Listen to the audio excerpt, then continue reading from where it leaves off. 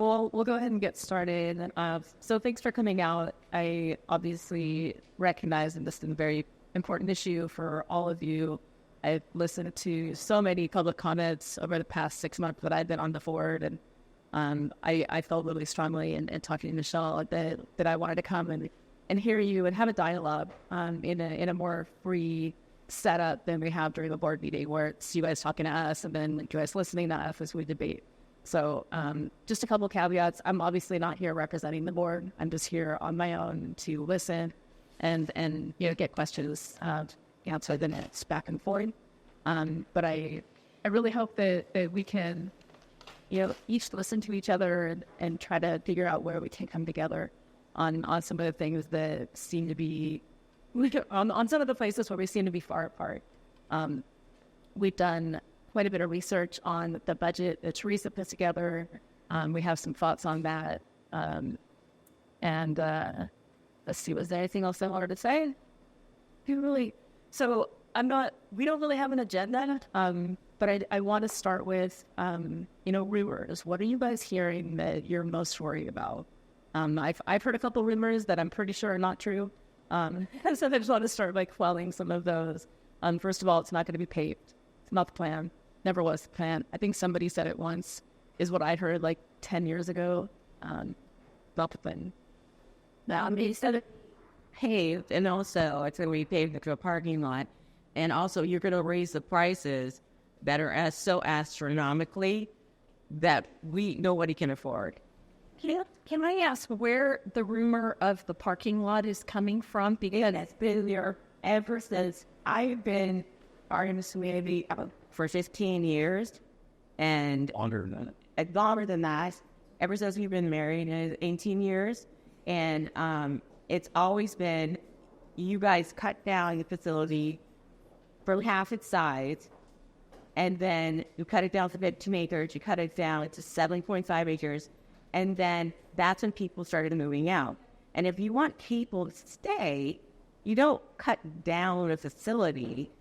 I mean, it's a government facility.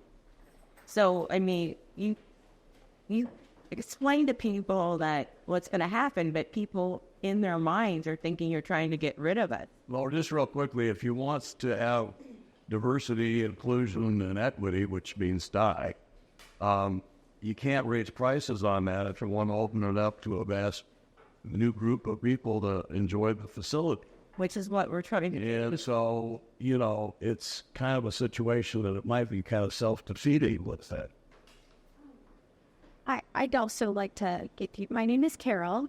I have a horse here. My daughters both attended camp since they were raised high, and my other daughter, Fledge, charging of red because she's always here.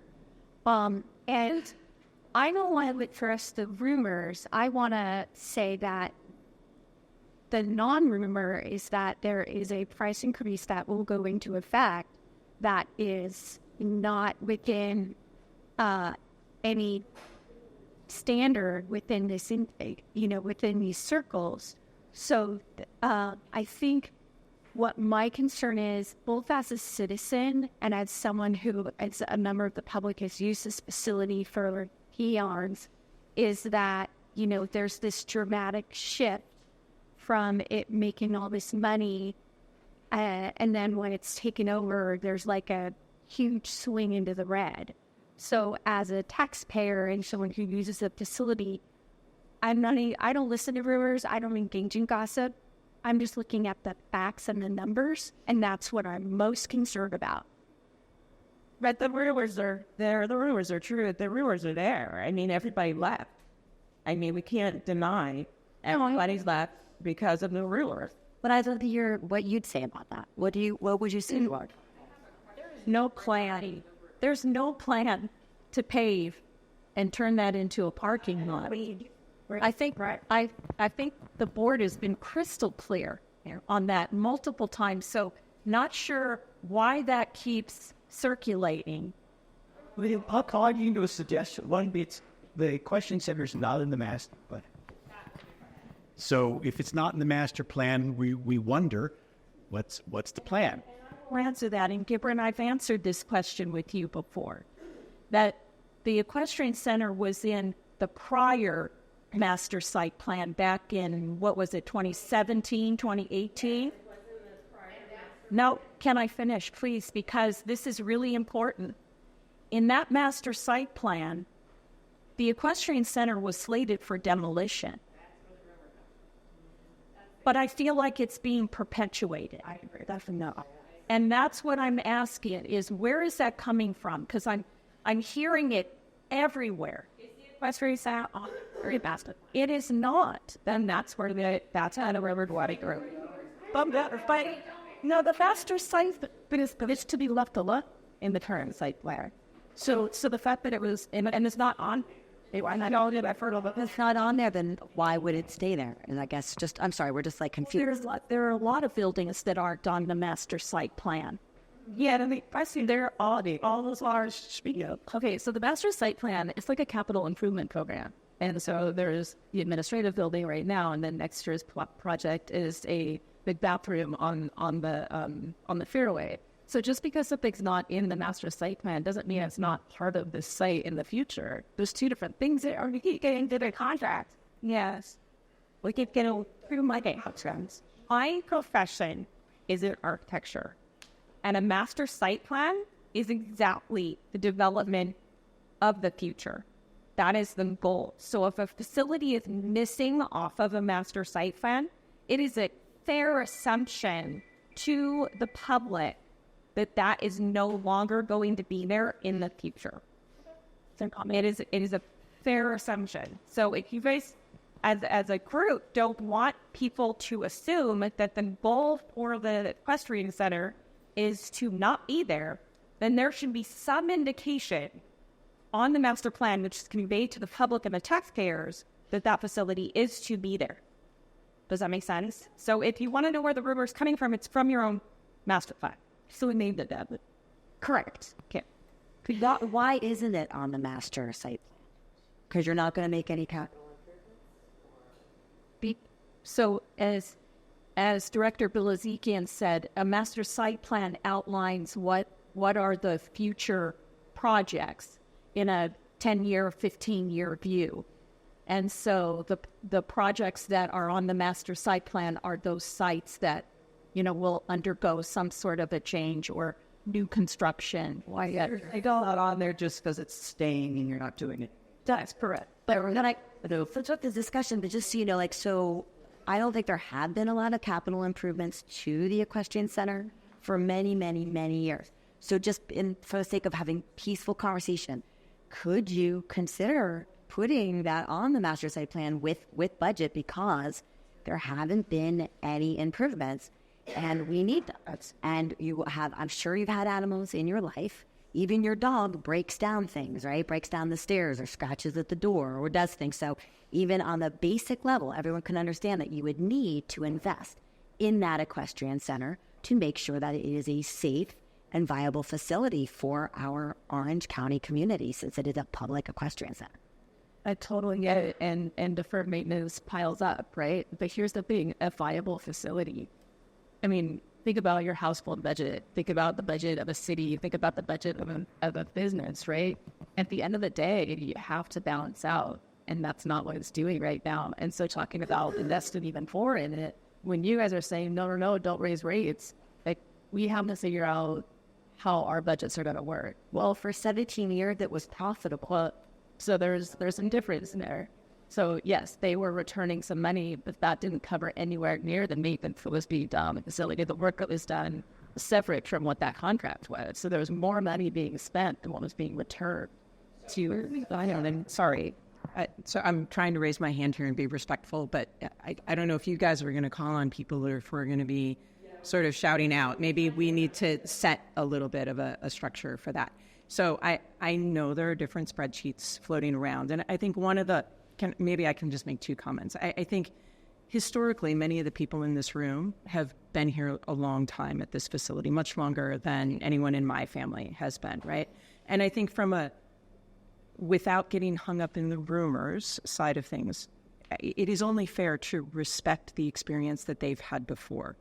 And there have been multiple attempts to sell or close the facility in the past, or to run it down to the point that it was not operational. And I think it's kind of silly to sit on the board side of the table or the administrative side of the table and not acknowledge that. Like, there's just no way to have this conversation without saying, yeah, we brought a plan forward in 2017, 2019 that would have closed it, right? And so it's not reasonable to expect these people in this room to look at a site plan that doesn't have an equestrian center on it and say, like, oh, of course we trust you that it's going to be there and you're intending to invest in it, right? So thing one. Thing two, on the spreadsheets and the budget side of the equation, I think there are a lot of different numbers that have been floated.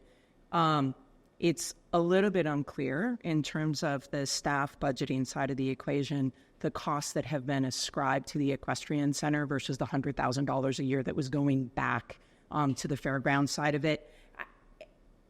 The maintenance that was being done at that time was being done by the operator, right? They were doing the welding, they were doing the footings, they were taking care of things that have not been taken care of in the entire time since the Fairgrounds took over management, right? So one of the issues I think that we need to get to today is the footings haven't been maintained for 18 months. It's becoming dangerous to ride there.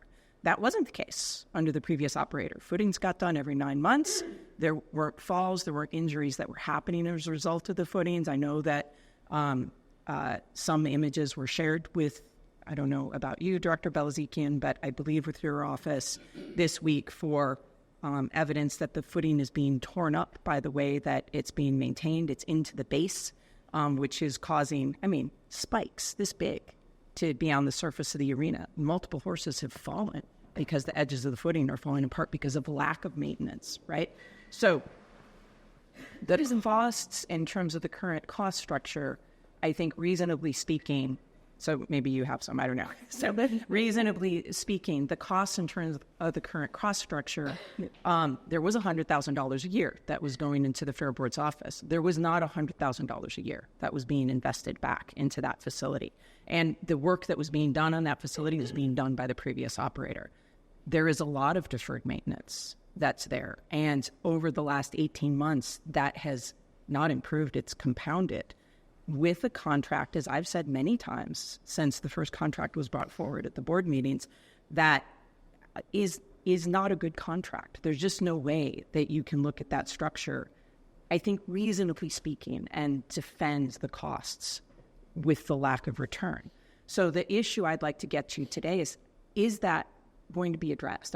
So this is the first time anyone has sat with this group, to my knowledge, to take that input, despite a long history of requests here.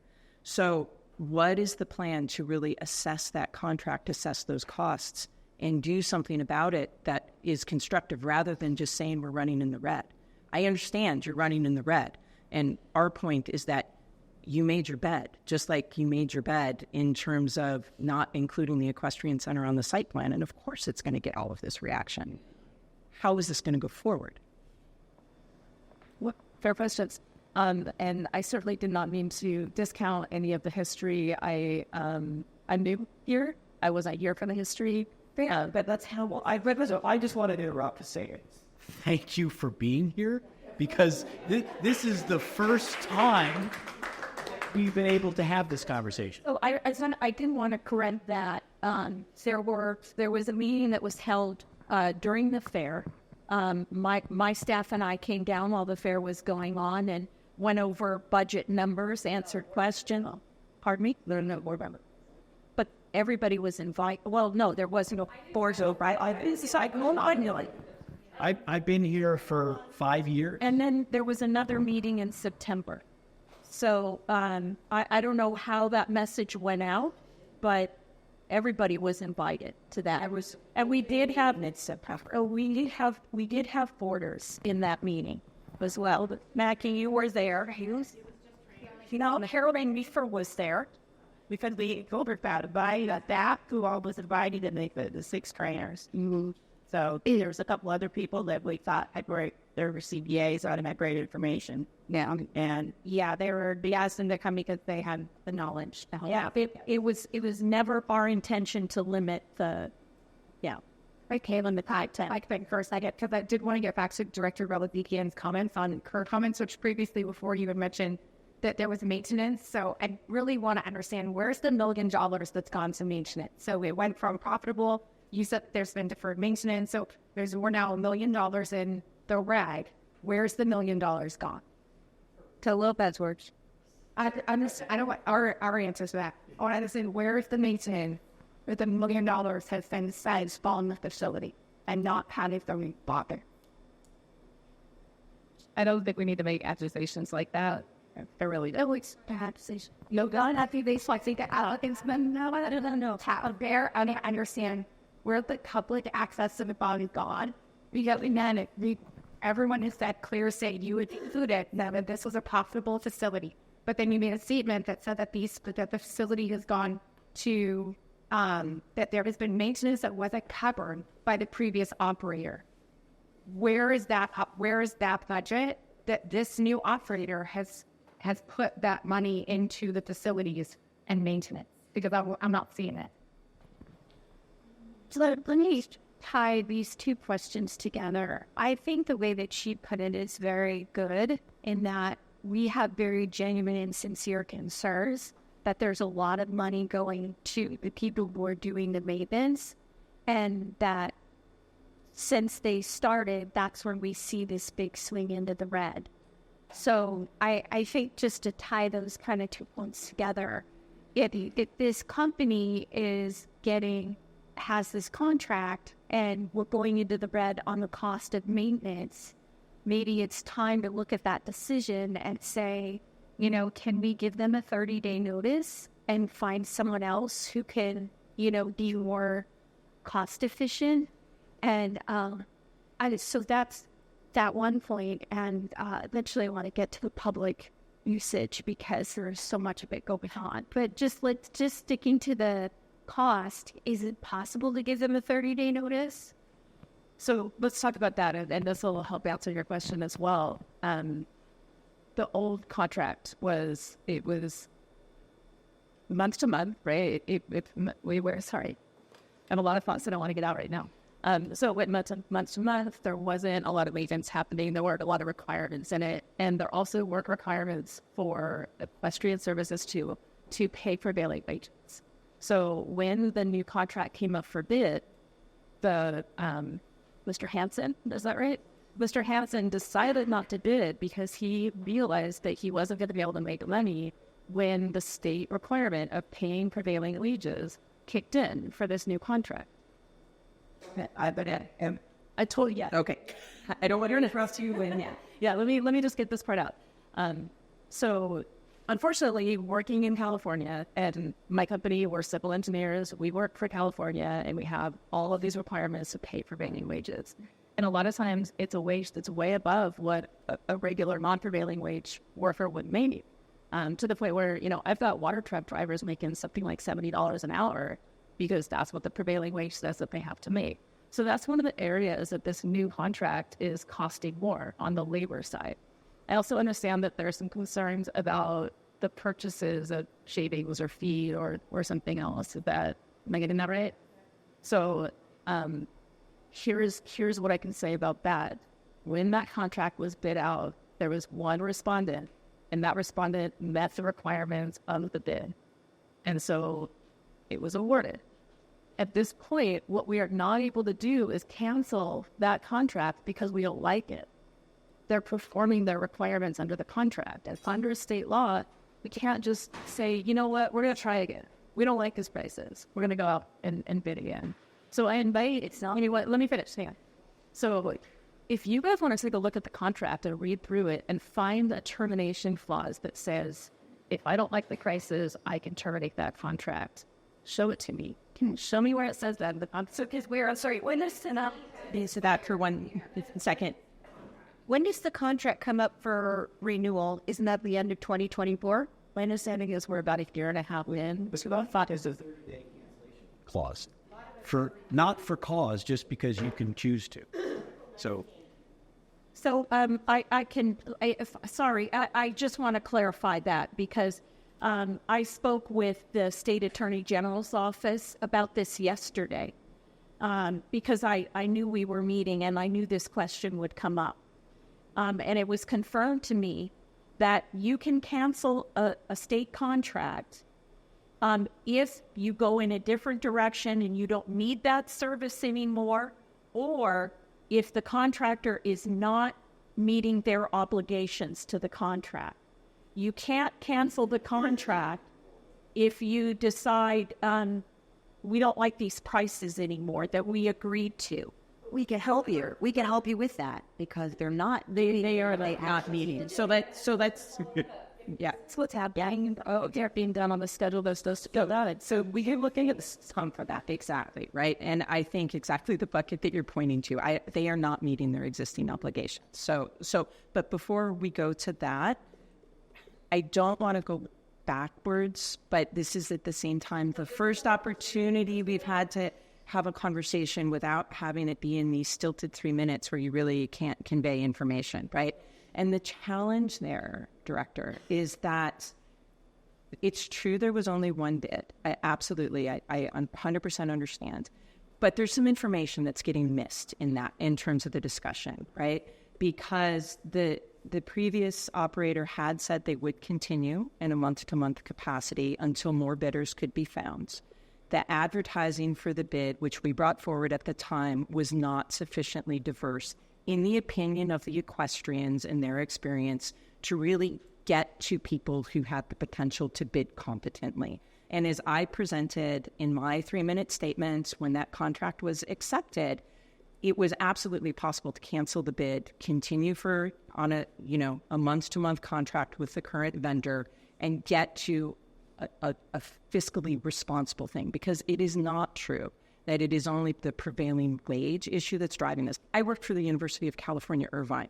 I guarantee that whatever you do is not as structured as what I have to do in terms of unions and state contracts. And there's no one in this room who gets it more than I get it. I absolutely understand. That said, that is not the only issue at hand. If you break down that contract, which many people in this room have done, and tried to provide information back, prevailing wage is not the issue. It's, for example, the time that's allocated to activities that don't take the amount of time. Brian Cummings got up and talked at that meeting where the contract was reviewed and said, look, it's $100,000 a year in billable hours to feed the horses, because they're counting it as a 6-hour-a-day activity. On Wednesday mornings, I come and ride in a lesson program with my daughter, and I get here at 7 o'clock for a 7:30 lesson, and they are done feeding all of the horses here between 7 and 7:30. Yeah. That is not a prevailing wage issue. I said, I'll take that money and I'll just do the feeding myself. So to your suggestion to review the contract, it's the frustration here is that's been done. The information has been provided, and we feel like we have come many, many times and said, this is not a sound contract, and not been heard. And the consequence of that is we're told that we're in the red, and this group who's trying to sustain their lesson programs, their riding programs, their public outreach is being told they have to absorb the cost increase for what we said from the get-go was a contract that had a problematic structure. In the general scheme of things, no one's going to look at that balance on the equation and say that's fair.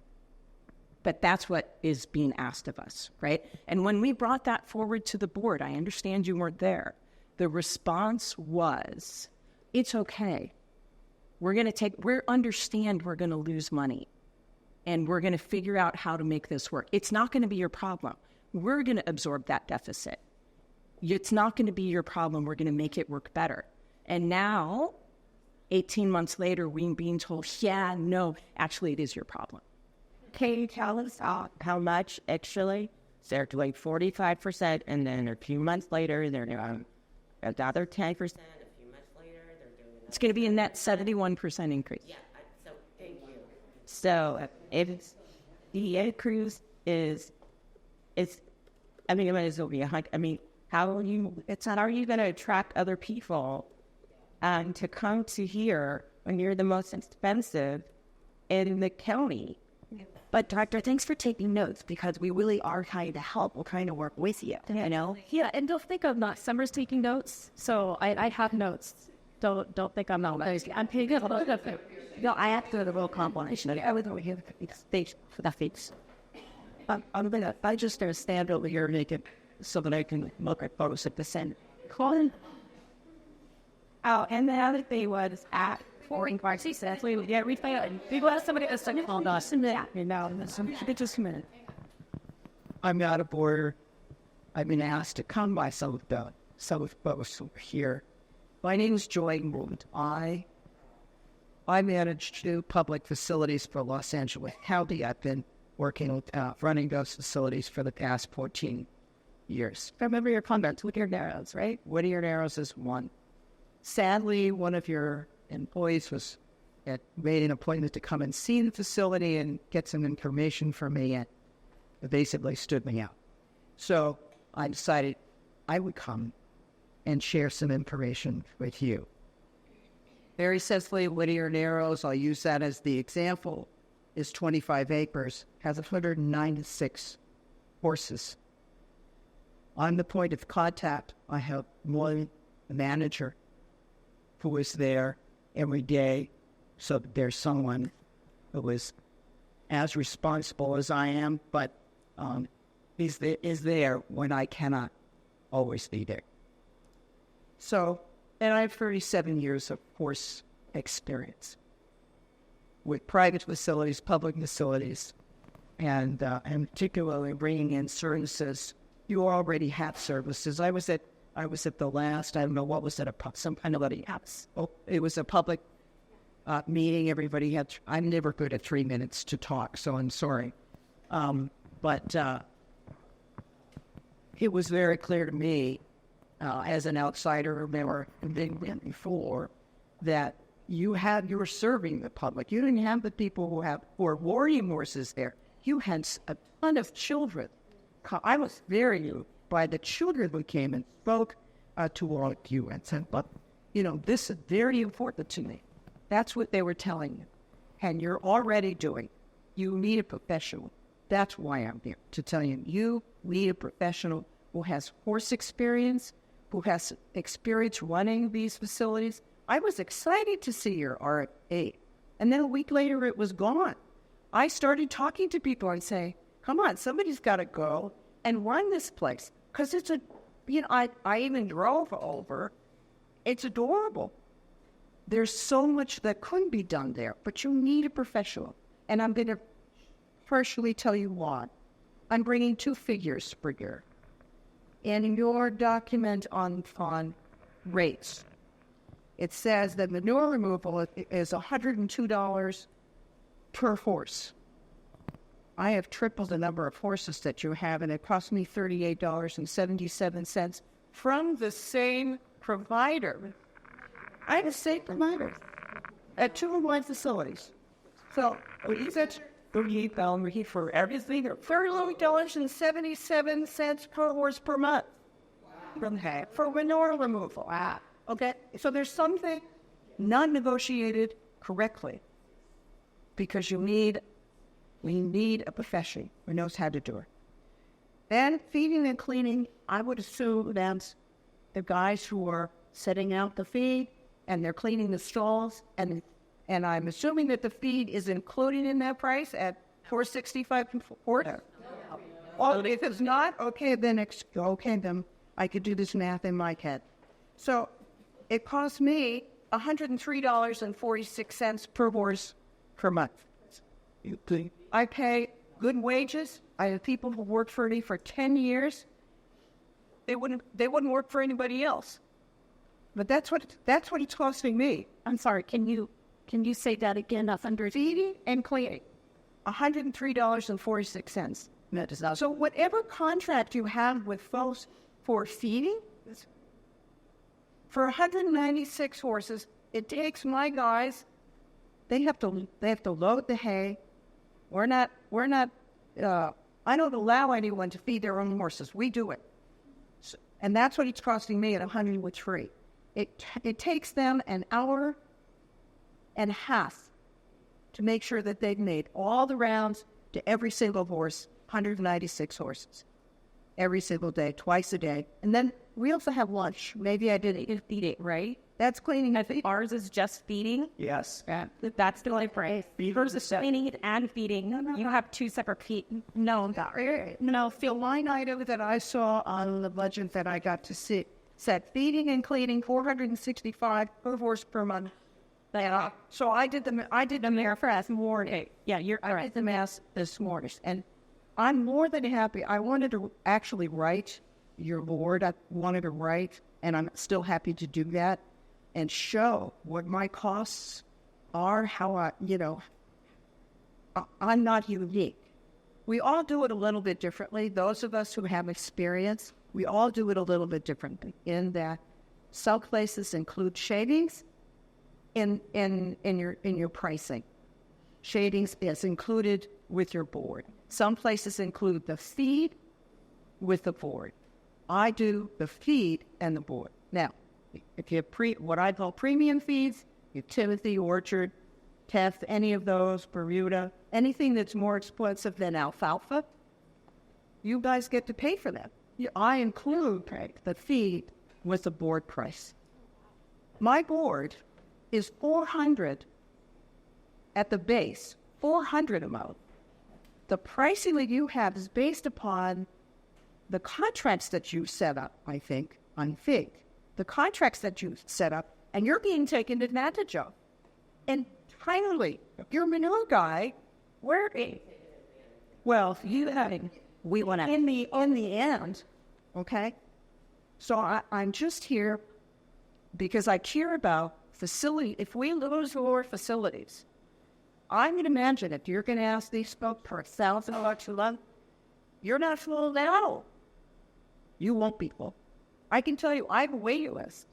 I have a waiting list that's at least 6 months. So how they get to it, anything about things. No, It's like, I'm a trainer. I pay for 9 full price. stalls. Okay. And now I'm going to have to pay another $400 to be here. Are you kidding? My lot of $200. No, I understand. And then what's going to happen is that anybody who has any space anywhere in Southern California is going to be calling you and say, "Well, you want to come over to me?" Yeah, because this is not a money making. I lost $2,000 last year. Well, by my task. Not here, but it's similar board. I moved here because it's smaller, quaint. I love all the trainers here. I get along with everybody. I love it. We've gussied up our area. And now you're asking me to pay more than I was paying at a very premium facility that was giving me more. I just said, hang on, she's had her hand up for a little while. Okay, I want to ask her some questions. Yeah. We like have trainers who are doing public programs. You get them like a moving special rate, and then they pay an additional percentage to get them to come. They always paid from after the first month. They've always had to pay 8%, and Because they were getting a lower rate. But it was easy for me to find some folks to come because where are you gonna pay 150 months for a stall? Nowhere, exactly. Nowhere. And we are aware that it's important that she sees trainers adding value to people, right? Yeah. She says, "I want these people who are adding value to families come out to view this out." The public, You can't do it. But so just an education for you, though. You need trainers. Okay. I know, just in case you're not like super. So like, I need that if you go to basic for the people. said, "What? I will like on that right? Or we would like on that free win." Yeah, here one more question. Tomorrow. Okay. Are you in Gothenburg? This is a government runs. Yeah, she runs Los Angeles County is a government entity. Right. I have a contract with them. And that prevents wage issues too. Exactly. So we are not tried everything. It's not everything. It depends on. Look, if you're going to have a category that says I have a guy who's and I'm putting out a bid for somebody to try the white evens, that's way different. That's different than when you bring your employees who have specific jobs who do cleaning, feeding, driving the tractor, emptying the manure, doing all of those things. I have a team. Right, there are government-run facilities, and No, land. Government land. yes. And so that's what I don't understand. Are we a government-run facility, or in the moment you are doing?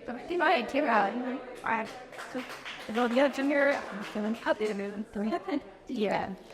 Okay, you're like, ordinary $1. I'm saying very about okay, so in hold on, let me put my thoughts back together real quick. Okay, we have this agreement with this operator who is providing the operations and maintenance of the facility. That what was it called? It's not an RFP that they received. They received IFP, and they received IMP for a facility that has the capacity for 180 horses. We don't have 180 horses. Why is this agreement still being paid for a full facility? Yeah, so it's true. So let me correct something. They don't operate the facility. The OC Fair and Event Center staff operates the facility and contracts out for the feeding and cleaning. So it's OC Fair and Event Center staff, Teresa being one of that, who manage the facility. So that's a little bit different than the woman who just spoke from Whittier Narrows. The the county of Los Angeles outsources operation of the facility. That's right. But that doesn't address my question in that we have a facility that's less than 50% capacity, but you guys are paying or an agreement that is for a full facility. So let me clarify that. The contract, and I think you asked a question earlier that I think someone else interrupted and you didn't get the answer to it about the Lopez Works contract. All of our contracts are public record. Yeah. How so? I'm just all. Yeah, several people have asked for it, but in that contract, it is a per horse cost per day. That's what the bid was based on. It doesn't matter how many horses are at the facility. Why is it divided by 100 and not by 180 then? Because there's currently 100. No. It's $15 per day for feeding and stall cleaning per horse. The contract cost was divided by 100, and that's how they're coming to the doctors that they are now raising the rate. No. That was what was on the staff report. As we were asked by the board to determine what are our current costs for operating that facility. Currently, there are about 100 horses, so it was $15 per day times 100 horses. That it should be divided by 180. Because about no Per horse. It's just per horse. It's per horse. so you're saying if there's 100 horses there, it was $10 a horse, that would be $10,000 or $1,000. Sorry. And then if there were 200 horses there, it'd be twice as much. So no. $15 a day per horse. Per living horse. Stall. There's no cost associated with it, right? That's right. So it's our contract for empty stall. No. Trying to get clear, right? Brian, okay. Absolutely right. So if there are 15 horses at the Equestrian Center, the cost go down. The cost is $15. Yeah, $15 per day times 50 horses. So the district is only being charged $15 per day for however many horses are down there. As that fluctuates, the price per day doesn't fluctuate at all. So yes, you're right. We were saying the same thing. Yeah, over day or per was at the price J. What's that? $32 one more time. I have a question. It includes feeding twice per day and stall clean. And that was not sleep. No, I guess I know this stuff is like, I'm sorry, not what? just the late rows. Correct. That's just like the feet. I have right. Yes. So the woman that was here talking about her equestrian facility that she runs says there's a great opportunity to reduce costs here. If we were to take another look at the bidding process and possibly go back to a private operator, which tells us that we're probably paying too much, and that's affecting all of us to where the board, it'll be way too expensive, I think. I mean, I'm just speaking for myself, but we'll probably all go. It's not affordable. And you've used benchmarking with Sycamore Trails and Kodo that we've all probably been to. Those are completely, Sycamore Trails is 10 times the size of this, so it's not a correct benchmark to use. Or you covered arenas, Eurosizers, trail access. So that's an inappropriate benchmark to use, and we all know that. Coto de Casa is a private reserve. It's the same thing. It's in a very wealthy neighborhood. Miles and miles of trails. So that's not a correct benchmark either. So when that was a major justification in the last board meeting, I was on the Zoom meeting, I believe that that was not fair to any of us to use that, and I believe that should be looked at again to use an appropriate benchmark to make us feel like you're actually doing some legwork for us, because we really want to work together to solve this. And then the second thing I wanted to know is, you know, like all of us, we're looking through all the contracts and the RFPs and the invitation for bids, and we're going through it word for word to see what's in there and why it's not working. We're trying to find something. In the RFP and in the information for bids, it strictly talks about if you are the sole respondent to our invitation to bid, or if we were awarded a contract, even in your RFPs that went out a couple months ago, it says that we may, it wasn't shall, but we may ask to do an audit of your proposal to review what you've submitted to us for the cost for each category to verify that these are reasonable costs for each line item in the proposal. My question to you is, have those audits been done? Well, we continually audit costs that LWI is incurring. In fact, they are required by contract to provide us with their contracts. So we know what they're paying for. How do we compare that to, let's say, to the woman who is just here to say, this isn't reasonable, let's open up the bidding process again? There is a difference between the way that Whittier Narrows is operated. You heard her talk about that it's LA County property, and the county pays her to operate the facility, right? And she's got wide latitude on how to operate that. 8% of gross receipts from those trainers goes back to the county, right? A county or a city like Huntington Beach can choose to, with their city councils or their county supervisors, they can choose to absorb some of the costs of operating a facility. The state of California doesn't allow that. In fact, I don't see her here, but one of the boarders one time asked me, in fact, it was in one of the meetings we held this summer, would the board ever allow the Equestrian Center to run at a deficit? And the answer was no. The board can't allow that at the state level. So there are, allow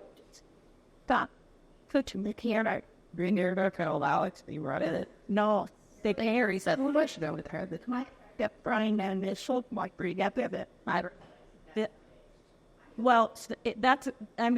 that was, the board asked for the staff to run the facility for a year to understand what the true costs of running the facility were. Against a professional. The couple of days before the RFP was canceled, there was several people that we saw doing a job well. And we know who those people are. I understand that. So the interest was there. Yeah. Take it over. And we use it the same way. We say, here's 8% versus 70% increase in or I can't tell you why the board canceled that RFP. I actually went back and watched the video that we post online of listening to the board discussion. I don't know. I can't answer why they did that. Because I agree there were, we heard from people who wanted to bid on that contract. Isn't that the Equestrian now that there's like additional clarity? Like, could it be Can you open up an IP? I can't do that. The board would have to make that decision. Well, the first thing we would have to do is find a way to cancel the current contract. And we kind of covered this ground already. And this is one part, right? If they're not operating per contract correctly, then we need to look at that. I'm coming to you in 1 second. I know. I want to hear from you. I do. So we have to look at what can we do. I mean, I want to help you. I want to work. I want to give you guys everything you want. I want to do this. And I learned a ton listening to Joy, right? And so we're trying here. I promise you we're trying. And I appreciate we're just kind of backed into a corner with what's in this contract. And I hear that you all looked at the contract when Lopez Works proposed on it. You said this isn't working. Then the board at the time approved it anyways. But that's the contract that we're living with right now. So what we have to do is apply with the law, look at what's happening in the contract. If we can wiggle out, we'll look at that. I'm gonna go on and look at the contract. So that I can, I think maybe not, if you can't cancel it, can we renegotiate some of the items? Also, the subject that we just fundraising the same operator for charging at the fairground 3 times as much as they charge somebody else, like the same area. Yeah, call them out. Like why? So, and the late Lopez contract says that you can cancel it for 30 days without cause. Do not remember the page, but a lot of pages. And Article 18 says that it also says for which you create associate is they agree. But I think some of the things that Joy brought forward is, and that you brought forward, is that a lot of the expenses are, even though we're at 40% capacity, we're being charged 100%. So the arenas getting used 40% less, but yet they're getting dragged as if they're percent full. Yep. The water is being used less. So these numbers should reflect those, right? And the sometimes arenas have it too, guys. I'm not there worrying, but I hear all the time arenas don't get used at all between the morning drag and the afternoon drag, and then it's dry as tip. Yeah, it's just a waste. Everybody will creek at them. He's not just there with that way he can hurt and and for the lighting, the arena work us. Why can't we put those automatic timers on those lights? I don't know about you guys. It makes me crazy seeing the lights on all night long, but I love being able to ride at night and having a little dial. Yeah, like tennis courts. Tennis courts have it. For the rest. Yeah. So I think that there's some solutions here. I mean, I'm so happy and thankful for you to be here right now. Yes, station, because this is what we've been wanting for a long time. So, and with just a couple minor tweaks, even with the current contract, you could make money. Wasn't break even, big money. Teresa, raise your hands out there. Tanya, this is not a hard, complicated problem. This is very simple. This has been caused. I have been out here for 24 years. I do not own horses here. My horses are at my home. I have horses in Orange Park Acres. I know a little bit about this. Now, I'm going to just say, and it's no disrespect, but Joy said it very clear, you need people who actually know how to do this. I am one of those people. Barely got 3 minutes and was completely discounted, okay? And I gave my numbers to Michele the Friday before. I was never told that there was going to be a staff report, an egregious staff report, an accurate staff report that was put out. I had a 10 o'clock meeting. It was put out at 3 o'clock in the afternoon, okay? And so there needs to be green lights and willingness to get this done. And I do think that we have new board members that you don't know the history, and it is nothing against you. But lacking the knowledge and speaking for Hansen and what the Hansens did or did not do, that should not be done here without the Hansens having the right to defend themselves. They have been on this property as the staff report reflected in 2014. Pull that staff report. They had contracts for almost 20 years. And it was most recently that it was month to month. It was month to month. And for whatever reason, and to say that Rick Hansen or Ron Hansen, the father, did not do the maintenance of some of this here, they were not required to do capital improvements. But let me tell you, they spent a lot of money just keeping the place up that has now, in the last 18 months, been deteriorating because of lack of knowledge. Now, if we had a committee of people that actually know how to do this, and I would suggest, Tanya, you be on that committee because your facilities, Robert should be on that. There are people in this county that would be more than happy to help. I know Matt Rail at Serrano would help. I know that Mary Behrens at Pynton would help. I will help. There are others. Mary said it.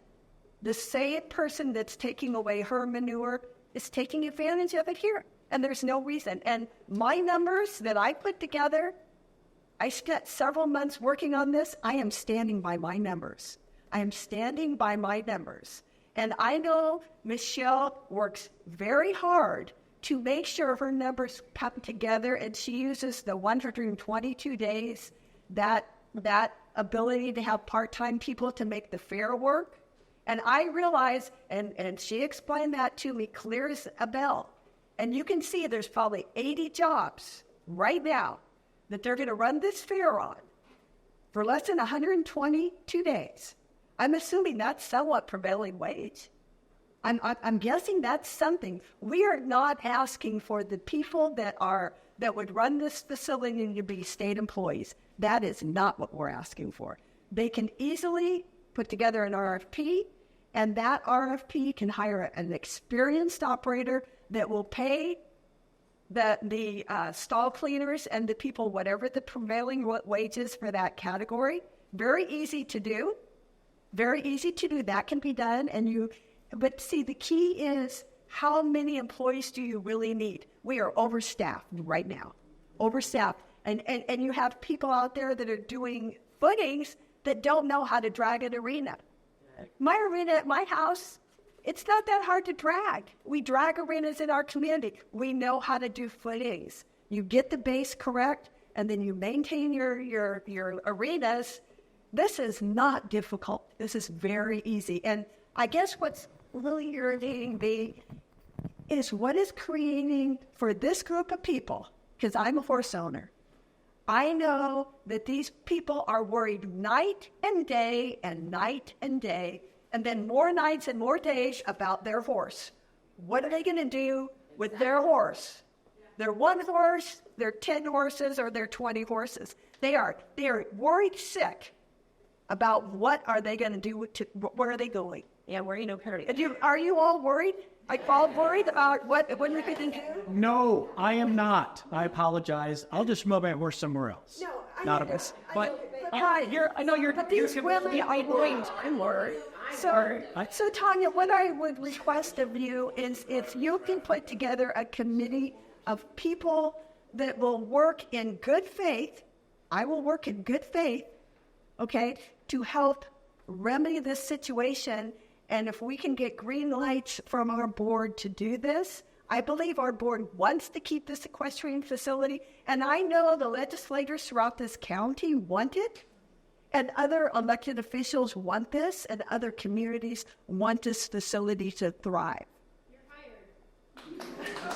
I don't. And we need your leadership.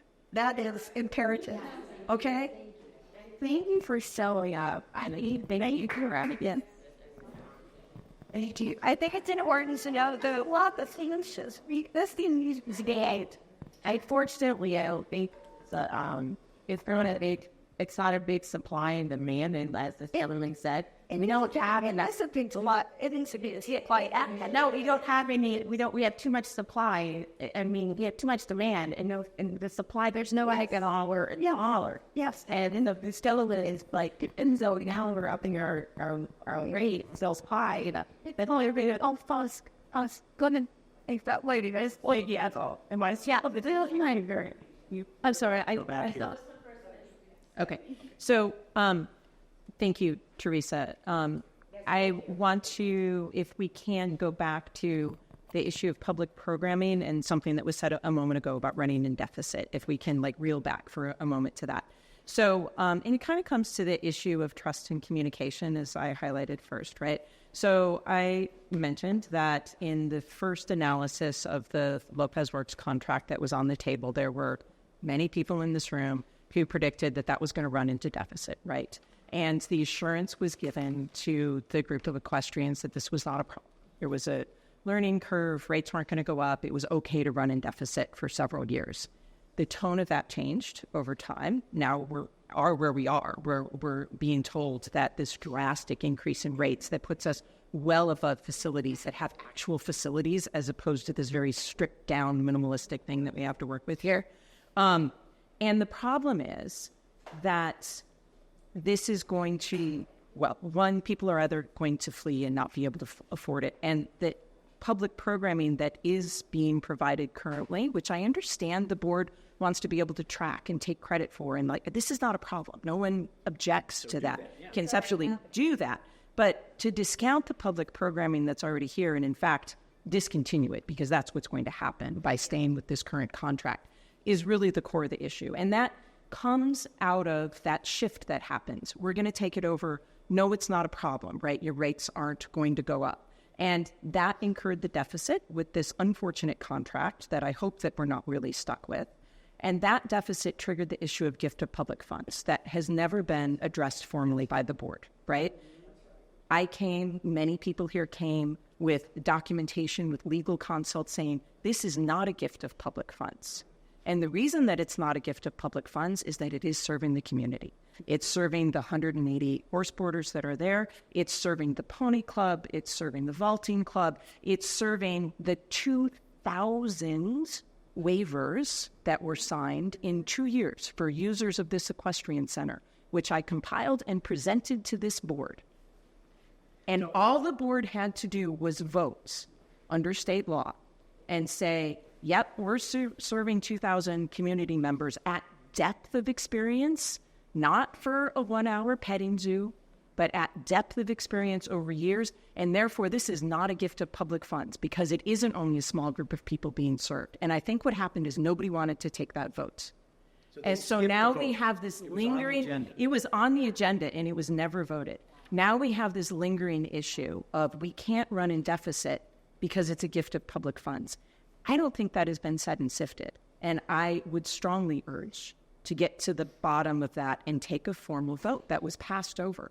Because all the documentation that has been brought forward, all of the public programming that exists and the board could currently be taking credit for, just by doing what Joy does at her facility, and she didn't report out today, she takes a report from every trainer that she has that says, how many people did you have come in and take a lesson, do a trail ride, do whatever this month, and she provides that to the county in terms of tracking from who is being served in the community. That's never happened here, but every trainer here would give it to you. It's not a gift of public funds. And so... Well, just a minute. We're operating under the assumption that it is a gift of public funds. And so that's why we can't run in a deficit. That's why we had to have this So until that issue is answered, I believe the answer is, of course, this is not a gift of public funds. Neither is a golf course, neither are the tennis courts. But that has to be decided.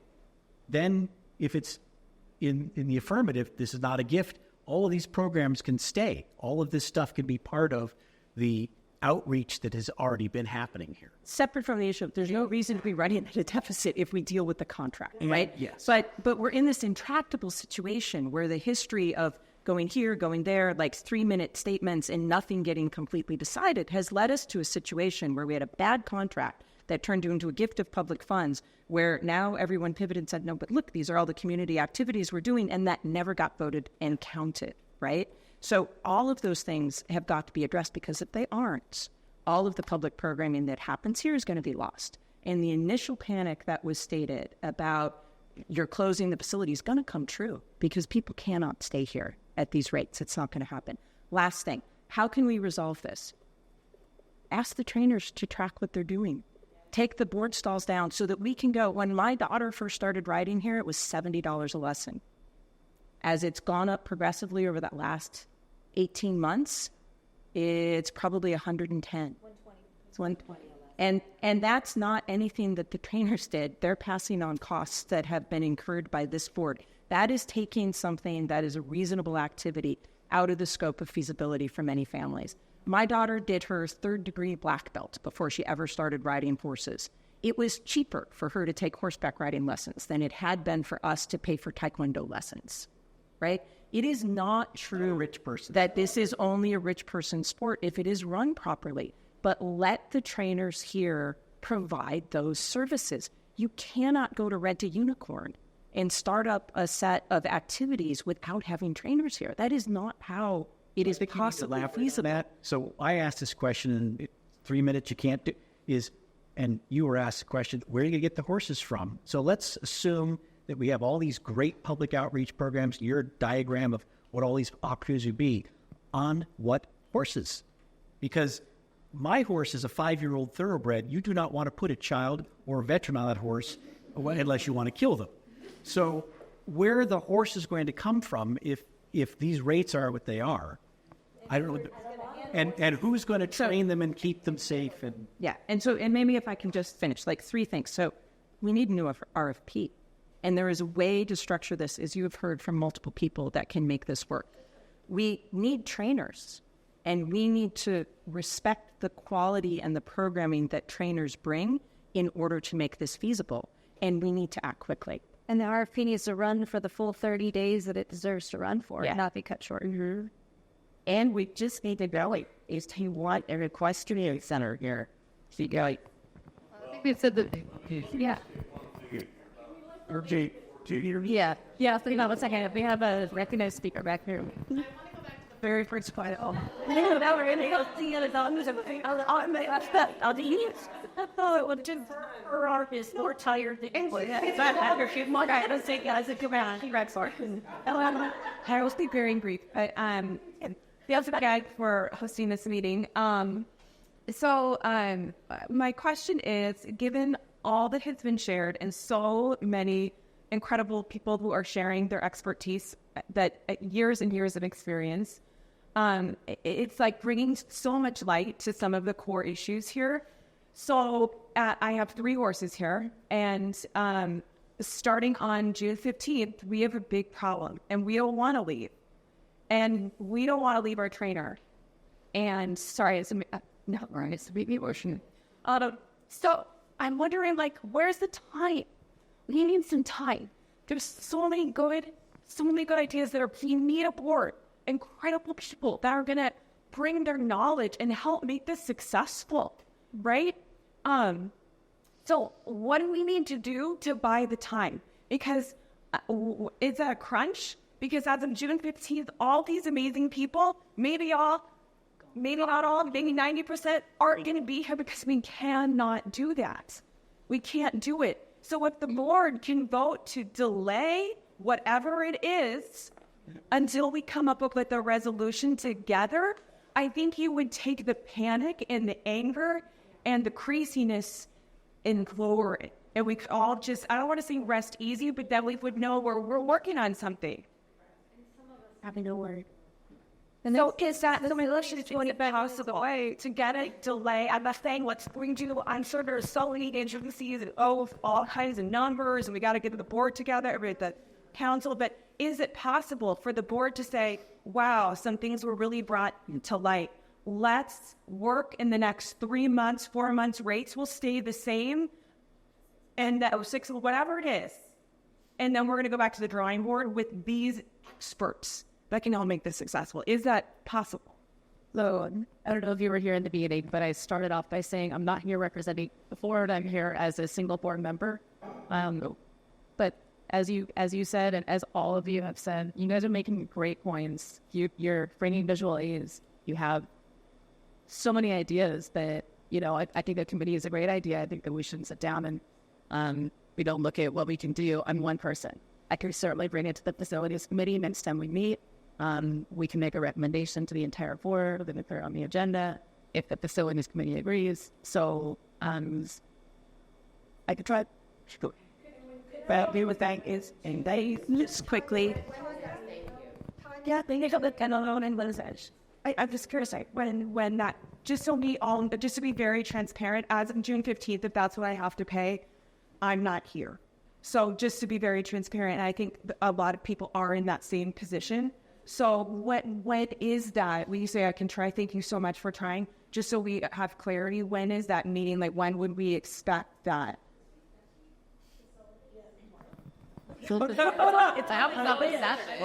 I wish. Yeah, first Wednesday of the month. So that and to be, what is that, May? No, what for May 1st? What adds when? Sorry, it's May 1st. Okay, so then you would get like an email saying, "Hey, the board decided we will push back the date." Like, so this at least me would make recommendations to the entire board, and then the board would vote on it. So that would right for the list. Committees don't have decision-making authority. They make recommendations to the board. So if the facilities committee recommended that, it could go on the agenda for the May board meeting, which is which would be Thursday, May 23rd. Is it possible to say, we're not an mighty board meeting to address some of the issues that could potentially shatter the entire facility? Like an emergency board meeting or a non-board process, so I will defer. Yeah, that point out maybe 3 things that might help in your process. And Michele, you may know the answer and I don't. I think the full board would have to do a vote on gift of public funds, and they bypass that. So, but it may be relevant to do the legwork ahead of time and create a recommendation. But as I said, I have consulted legal counsel. I have looked at other decisions across the state. I think it would be hard to go to court and argue that there isn't sufficient public use to justify that this is not a gift of public funds, right? And that would go a long way towards restoring trust here, because again, it comes back to the issue of a contract with which many, many financial concerns were raised, and which, frankly, as you know, I have called fiscal mismanagement, and I stand by that statement. I'm sorry. I stand by that statement. Frankly, though, I felt like that was lobbed at me personally, that comment. It's not, because, I'm glad to hear that, because it was said in a public meeting, and I take my job very seriously as a steward of a state facility. So to hear an allegation of fiscal mismanagement, just, you can't imagine how that affected me. That's a state center. So I get it, right? I manage a multi-million-dollar budget. So I'm sorry. I don't intend for you to take it from that way. I think what Teresa said is the core of the issue, right? I've been around horses a really long time, and I don't imagine that I could come in and manage this facility, right? The challenge is finding a contractor in a path when I understand you're navigating your administrative staff with and a board at the same time and stuck in between. I absolutely hear you, and it's fair to say, I don't understand why the board did what they did, and no offense, Director Bilezikjian, right? But there is going to be that gap, right? So, but I think the challenge is that the frustration you're hearing is information was brought and presented, and we were never able to sit down and have this more productive exchange, and that's going to drive a lot of frustration on everyone else's part, because from our perspective, these are all details that have been known for 18 months. Well, so I'm correct. Yeah, here. I just want to personally say thank you very much for recognizing how that affected me. It's an awful situation. Yeah, because I truly would like everyone in this room to hear that. I take my job very seriously as a steward of this property and as a state employee, and so to hear words like fiscal mismanagement, you might as well say, I'm a serial killer. It just really offended me. We can come to an unfortunate contract. We can come to a better term. For that, because that has bothered me since I heard those words. Honestly, I heard them and it just cut to my core. So thank you very much for that. Yeah, I'm glad that we have this conversation. But I hope that you can hear, Like, if we had been able to sit down like this 18 months ago, I think it wouldn't have come to that, right? And the feeling on this side of the room has been that the Fair Board staff have been very resistant to sitting down in this way. I mean, you heard from Joy that there was a schedule, which really threw people for a loop. There was a scheduled meeting to go and tour her facility and understand how her numbers work, and people didn't show up, not even a phone call. Yeah. That doesn't convey a lot of confidence on this side of the room, right? What that was all about, because that was one person, and I know that my staff made a lot of calls and did a lot of meetings. So all I know is there was an in-person visit scheduled, and it was a no-show. Yeah. So let's move past that, and to 2 points. I just got to correct that. So I set a tentative date with her, and my full belief it was a tentative date because I already told her the next 2 weeks were very busy. So I did not actually have it on my calendar at all because I put it as a tentative date and I would get back to her. And I never got back to her. She called me that morning to confirm and I said, unfortunately, things changed and I didn't have time. I didn't realize she had actually put me on her calendar. So I think it was just a miscommunication. And so, but this is the challenge, right? If we had sat down like this 18 months ago, then there would be a certain amount of trust built. And when something like that happens, it's not an issue. You blow it off and say, okay, do you want to come next Tuesday, right? Or a window to renegotiate. But when things rolled out the way they have, it's not that surprising we end up in this situation, right? And I think it would be fair to say there's some fault on the staff side in that regard.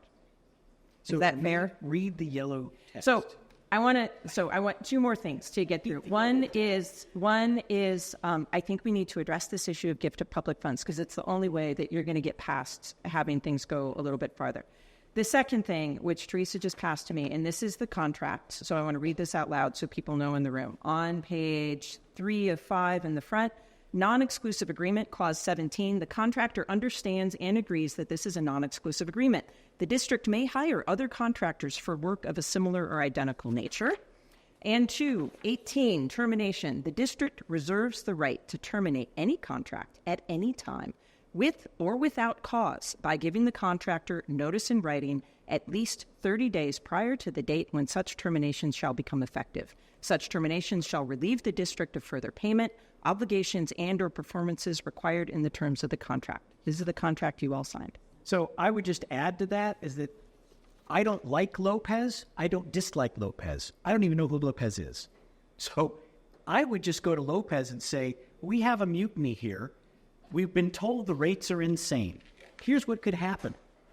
Drop them by 50% tomorrow, and I won't have to do this.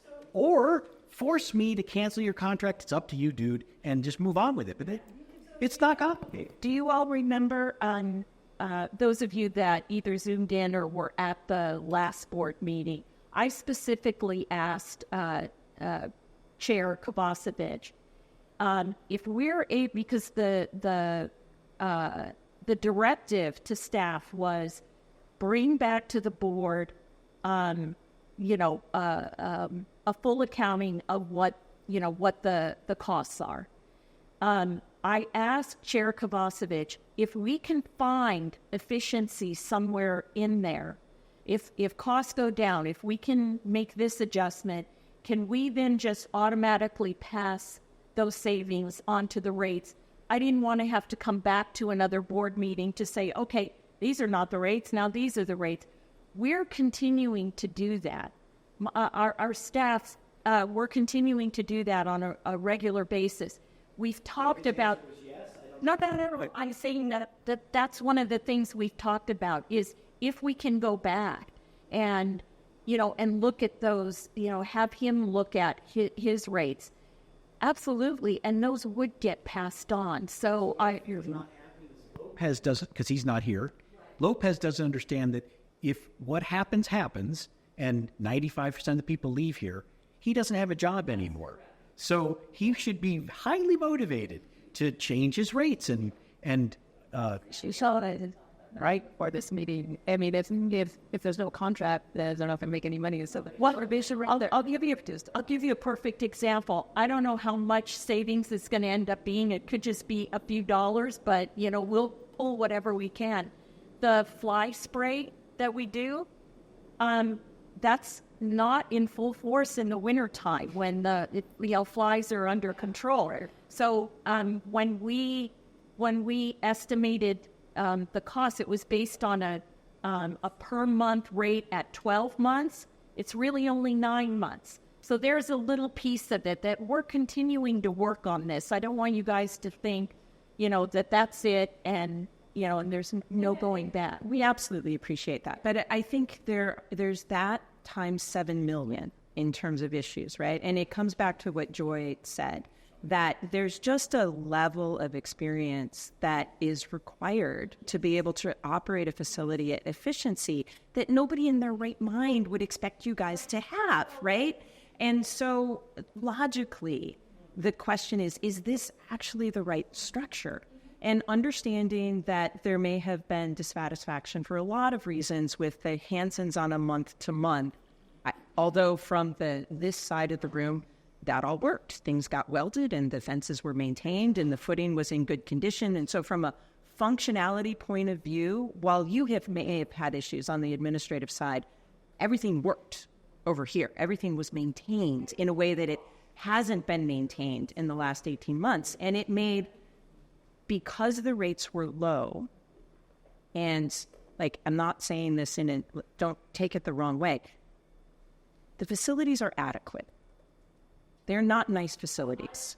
It's noisy, and people come and open up containers and move things around. It caused Brian to get bucked off a horse, and he broke 7 ribs and punctured a lung and shattered his collarbone, right? Why? Only 5 days. Because of, because it's a suboptimal location. And there aren't any covered arenas, and for the trainers, which is going to happen again this weekend, every time it rains, everything is closed. No business. There's no lessons, there's no kids programs, there's no business, there's no income. You're still paying all of your costs, right? Who in their right mind would sign up for that on a facilities basis, unless the rates were low enough in order to make it work? But these rates... saw the rates we're going to put covered arenas in and make this place as nice as could. It's champagne, and this place is beer budget facilities. It's the way Leanne hard for a long time. Change the other arm. Hold on, Leanne. So I think going back to the official question was about the rumors. And I think if something's not promoted or nurtured or loved, it don't. And a lot of this conversation had to do with the gift of public fights. But in the strategic plan, when you guys were taking it over and we were all excited, part of the strategic plan was for 2023 for you to do open houses and public tours and field trips. And so then when the conversation comes up about, well, how many people use the Equestrian Center, those missing or in strategic plan directives, those numbers were never counted because they never happened. So I think a lot of us, because we saw, well, we were excited when we saw the strategic plan. We're like, oh, there's going to be tours, there's going to be open houses, this is going to be so great. The community is really going to get involved. There's going to be lots of tours. There's going to be volumes of people having, broad experiences as well as deep experiences. It's great. So I think, for me, it was like, well, why didn't any of those things happen? Why has there been no promotion of this? It's almost like you've been this, stepchild over here that nobody wants to talk about. There's never been a social media post that say, hey, come see our really cool Equestrian Center. And so I think part of that just makes a lot of us just feel like, there's this public-private, but the strategic plan was to bring the public to the public facility and to the public and daily users to come through and see a tour, not just of another static display, not just of a horse standing in a stall, but these people out there riding, training, getting lessons, doing vaulting, stuff you can't see anywhere else. You can go to the zoo and see a horse standing in a stall. You can go to Centennial Farms and see the great displays. Right. But wouldn't it be great for the tours to see an actual, authentic, working training equestrian center? Olympians train there. Future Olympians train there.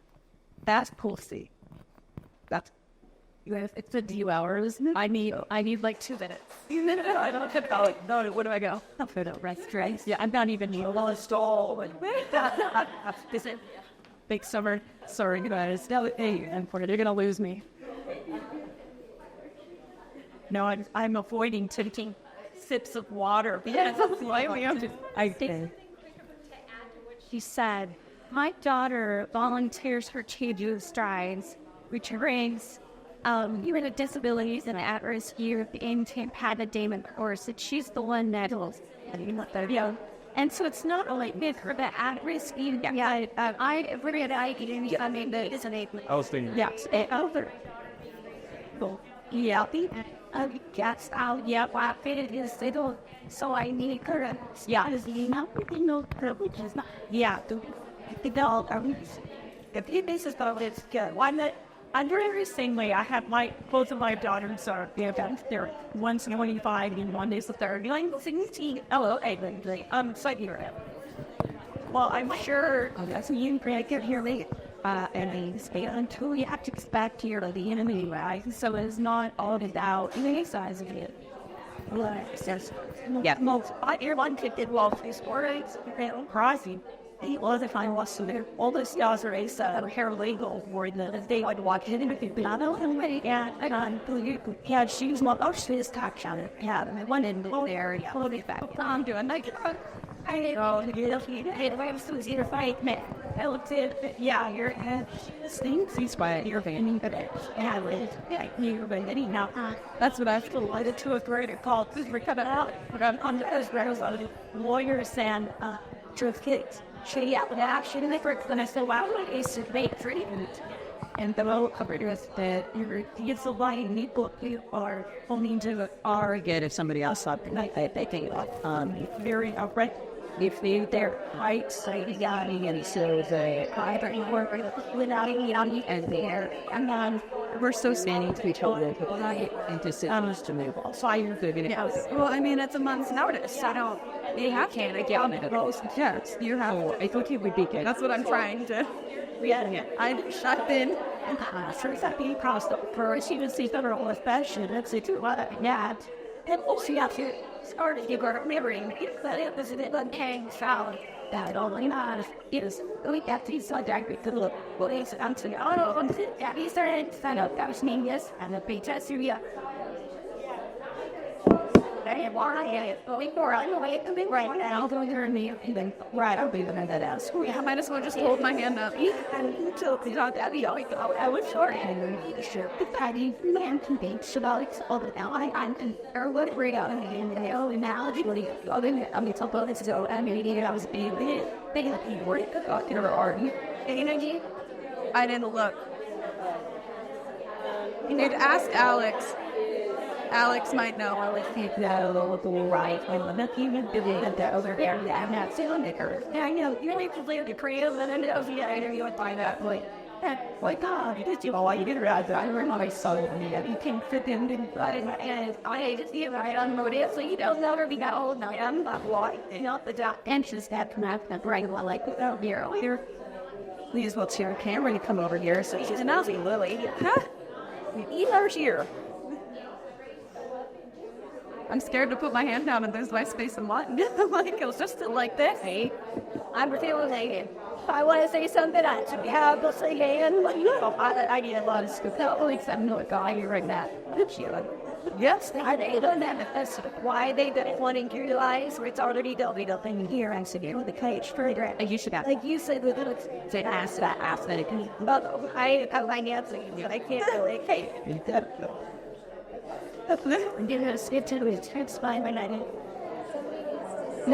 Alex, Maggie. Tell Matt to ask the creator, which you are. So that his audience and feel like, you're doing so good though. It's because everything I was gonna say, Marty, sound here. That's my problem. I don't know, but at least you sound like you know what the hell you're talking about. I just sound like someone confused, so I'm gonna say it anyway. It's a skill that I have not yet acquired and used at. Altruism. Yeah. Oh, school anyway. I graduated from UCI last quarter, and I'm back at UCI in a master's program. Because you're just like okay. So I'm back. Legal and forensic psych. So this is up my alley. I know, like, everyone else is like, oh man, legal things. I don't want to deal with legal things. I'm like, fuck yeah, this is my realm. I'm here. I know, it's fun. I might end up going back for a PhD at some point, but right now I just want to finish some masters and just did a 1 year or 2 years. It's 2. So I finish next year, 2025. And I want to just see, like, where is the cap of what jobs I can get? Am I happy there? Do I enjoy doing those jobs, or do I need to run it back? Because I would love to be an expert witness in court. That would be like my ideal, but you have to have a PhD for that, or you'll get blamed. You can go in with the masters technically, but the attorneys will just absolutely rip you to shreds. They can bring up I talked to expert witnesses. All the expert witnesses over your quality. Yes. Their whole job is to discredit you and make you look bad. Oh, we've lost people. It's really nuts. Like, they didn't get off everyone get done. So as soon as even I just seen the controversy death and where it's on to his company. Yeah, but I have like some shit that I need a couple of shit off. Yes, good turkey, everything over it. So that we might hang all over receiver, only what be it what it is the walls I said hey right there I had a song I got I'm here watch there was virus and that's I like the everyone and I had guys and pick out and money violate but the offlings I still convinced the one winners and I of state fine there's no meaning they held it around it because this might be some of those I thought decided and they haven't and then got the set well, see, can I get you from here?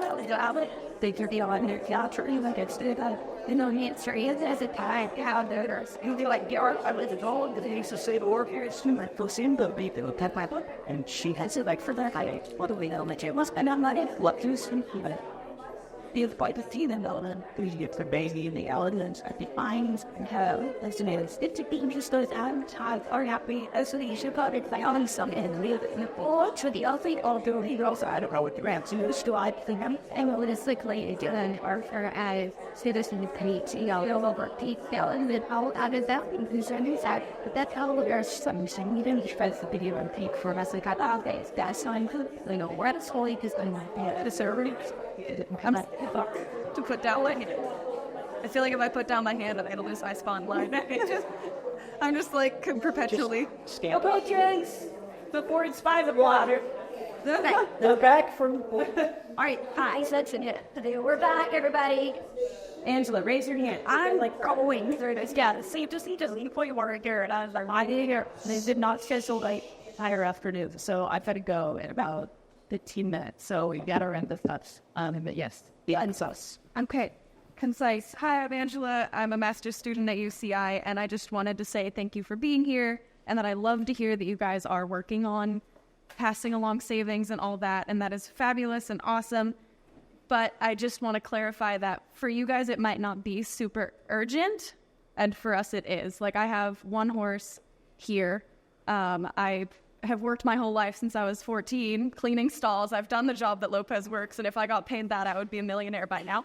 But regardless, I did the same job for a similar facility. I ran the tractor at 16, all of that stuff by myself in a facility this size, and it took me 6 hours a day as a 16-year-old. So just going to clarify that, but I just wanted to really clarify that it's really urgent for us who have horses. It's not easy to just pick up and move in a month. So if we wait until May to put a hold or just pause that idea of raising the board, May 20 whatever to June 15th, that's not even a month to find a new place. That's not even a month to put in my notice if I don't know what the rent, like what the rates are going to be. Again, I am a broke college student. I can barely afford what I'm paying now. I teach lessons at the Fairgrounds. I love my kids. And I've been doing it for years, and I make just enough to cover my horse's board and my rent, and hopefully some food, some ramen in my master's program. But this whole situation, none of us want to be here as equestrians, right? Like in this room, yes, but when it comes to the board meetings, this is a whole legal mess that we didn't want to have to be involved in to begin with. I've got much better things I should be doing in regards to my master's thesis, but I'm here. So it matters, and I just want to really drive it home that this is really urgent for people who have horses. It's not going to be, if I have to pay that rate in June, I don't even know how I'm going to finish my school. So I need to have an answer a little sooner. One here. Exactly. Thank you very much. What is Crystal's financial, maybe? We meet the Friday. Well, let me see. I'll give you a date. Nope, for April. No, it hasn't happened. No.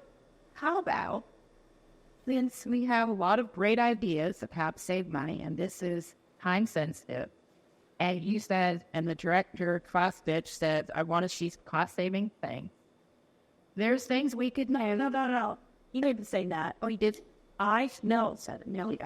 I asked him if we find Tim, we pass them on. Right? We all want public programming, and it's killing us to see this money that could go into public programs going into an inexperienced operation and killing us. So perhaps there could be one on the agenda, a vote, put a hold on this until we can get a better idea on what public programming is, what the plan is, not the vision. What's the plan and what's the budget and who are the players? Like, let's hit the pause button just like you did in December with the RFP, right? The whole point was to pause and come up with this new model. Now, the board directed and in the minutes said that it was supposed to be staff, the board, the public, and stakeholders were supposed to be involved in the creation of that new model. I haven't heard of any public meetings. I know, Michele, you said you spoke to a couple people. What meetings have happened? Like, it seems like we're kind of putting the cart before the horse, or with the announcement movement. But you've hit the brakes in December, and you put that RFP on hold. Let's put the brakes on that, and let's get all the information. Let's hold those public meetings. Let's get the public and the stakeholders and the board. Like, let's get all the people at the table, because we want the same thing. We want the same things. You're just prevented from having this, which is making me so happy. I just can't tell you. So, can we please, maybe that there's on the agenda, pump the brakes, buy some time, come up with a real plan that really works. Can you went up here to the left, right? And says, well, so this is very nice to take our concerns. I suppose as a business, any business aspect, we just look at we're losing money, raise our rates. They looked at how can we save stuff. I'm not denying that the rates might be, every place goes up in Keanu Bassinger. I'm not denying that. But double is just to have your people finding your product take up all of why you're losing money doesn't really make sense as a business husband. You usually teeter out. And I know it's been mentioned several times. I'm sorry, I still pull up simple more. She raised her rates a lot. We left. Let's just stay that for, and she lost more than that before with that rate increase. She also, though, provided more Eurosizers, whatnot, and she has a mortgage payment and taxes. And if she, on having the board less than what you're talking here, can also pay for mortgage, pay all her bills, that doesn't make a lot of sense. To me, as a business owner, how is she making that work with more costs? So to me, as a business owner, it comes down to maybe the rates need to go up a tiny bit, and I've been a while in here. Sorry, trainers. But I'm new. But where can we cut the costs? And I see two big sticks, labor and a shade. I do not think the answer is we all figure out how to clean our own stalls for buy our own shades. Because you're going to get a much better rate at both of all of that, labor and everything else. But if I could just leave two impressions, I think that as a business asset, you could look at both things, not just one. And how can people that are paying for their mortgage payment and all that be operating at a less charge and still being a gain? and you guys aren't paying for the proper interest. So like the rate said it worked. So if you guys would permit, because I'm afraid that you're going to have to leave. Can I? Yes. No, I'm resigning. So, Teresa, I saw you had your hand up. I just want to make one thing clear. I gave you a list of 10 public stables, meaning they're owned by jurisdictions, by county government or state government or city government. Okay, so I just want to be clear. This is a public boarding stable. It is a public boarding stable. It is not a private stable. Exactly. Now, please let me finish. You're with her.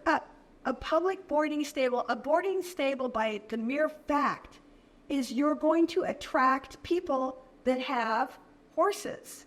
Those horses are generally owned by private people, and that is not a bad thing. So I would ask we quit calling these a bunch of private boarders. This is a needed facility. We have 5 in our county. It is a public stable, and yes, private people will come and board their horses because there is a dire need. Now, if the city of Costa Mesa or surrounding communities want to change their zoning to allow for horses in backyards, then those people could take their horses there. There are no other places to take horses. So this is a public boarding facility. Private people are there, and has never been a gift of public funds until it was created by the problem of the Lopez contract. And you're all members of the public, like an OEO or OEO. But this would be not sitting in and zero policy in the empire. The Lopez, because Lopez was great. He hired all the same guys, and we love those guys. They're hardworking guys. They're making $3 more per hour than they were in the Hansons, which I think is great. But they're making about $3 more per hour. That's it. But you said something after that I just. Oh, okay. Sorry. Well, but they were behind the bricks. Yeah. So they got a small hourly raise, which I think is fantastic. But when you calculate the number of people plus that small hourly raise, it does add up to $1 million deficit from list. Something wrong with that. Could I come back to one? Oh, sorry. So just wrapping up here, I think the gift of public funds thing the board has to address. The contracts and the pricing the board has to address. An RFP has to come out to make this salvageable. The timeline is massively problematic. It is simply not possible. We're going to quickly hit a tipping point where people are going to go because they have no choice, even if they would like to see it out. And the timeline of the next board meeting is really prohibitive to that because of the lead time it takes to find facilities. And the last thing, which we said kind of early on, and I feel like we haven't come back to here, is we have a hazard right now in the arenas because of that. And if this isn't dealt with, we're going to have an increasing hazard. Horses are going to go out with hoof bruises. We already have a number of trainers that have reported horses lame. We've had 2 horses, at least that I've heard about, from different trainers who have taken falls along the edge. And that is a liability that is problematic. So it also is not conducive to running a hypothetical horse show. I would not bring my show to you because I would not jump a horse at any height in these arenas. So at present, it's a massive problem, and it can't be deferred in terms of maintenance, and it has been deferred for far too long here. So in order to keep people, 2 things are going to have to happen. The decision is going to have to get made about these, and it's going to have to get made quickly. And people are going to have to see that there's action on the arenas in a way that is going to make them usable, because they are tipping over very quickly into not being usable. So I just wanted to add one last thing we kind of touched on, but is where are the lesson horses going to come from if trainers leave? Or can you work out an arrangement where you're paying trainers to half lease their horses? That's not my business, not my problem, but I want to bring it up. And the second thing is that let's say that this all works. You have lesson horses coming from Newport Beach and wherever, and some that are here. If the Fair Board is still paying insane prices for Lopez works, it's still a gift of public funds or mismanagement. I know you don't like that term. I know what the term is, but if you're paying $85 for a water truck to do the parking lot and $600 for the water truck to do the stables, and now you're going to have children riding and veterans riding and all those great programs that we all love, but you're paying $600 to water it's still a mismanagement of funds. You've got to go back to Lopez and say, we can't do this. That's the bottom line. Where the less horses come from and how fast can we move so these other people don't have to leave. I want to circle it back really quick to the footing, just as a trainer with my horse's safety, but more importantly, my kids and my student safety. I personally had horses fall. I'm one of that number there. I've also helped a student that fell, hit their head, passed out, and had to utilize my own not CPR, but I was an EMT and is CPR certified, but having to utilize that when it shouldn't be necessary with safe footing. And it's really scary to have a big animal with kids that you're trying to help, safely help. A little lost there. Again, it's terrible. Honestly, you see those, it could go right through a horse's foot. That could go right through a kid's hand. That could go anywhere. The safety, I think that alone cancels the contract with Lopez, because these are members of your community that are injured due to negligence on Lopez's part. They should have been maintaining these every 9 months, not 18 months. And you go in there, it is hard dirt, it is clay. They have ripped up the base. It is impossible to ride in safely. And we're still trying to manage these animals that need exercise. We're still trying to help these kids that need their outlets. I know that we have Mustard Seed, a nonprofit. They came out with their boys yesterday. There's no way they could get on a horse safely and have their mental health that they're being mentored through and get on a horse. That's part of the experience for them. I could not justify these boys with no experience getting on horses and saying, let me help you today. So I think just one statement back, just real quick. I'm listening. I'm just going to start back. Well, all of the trainings at this Fairgrounds Equestrian Center, they're all small, women-owned, disadvantaged businesses, which is a positive thing. And I know that the government likes to place business with small, disadvantaged companies. With the rate increases coming up, I would guess that 100% of these women-owned, very small companies are going to be annihilated, which will be a detriment to the community and to the state. Can I just add for a thing too? I didn't think I had anything to really contribute. I'm not a horse owner or a trainer, but I'm a mother of a child who benefits greatly from the horses and know so many of the children here. And it is thank you for being here and hearing us, not just on that, big, scary board meeting side. And it's such a benefit to the community. And all of these people just contributed and added so much. Thank you for listening. I would just like to ask one final question, which sums up it all. How do you feel the board? Is the board, because we've been here. Yeah, so thank you so much. Thank you, Tanya. Thank you for so.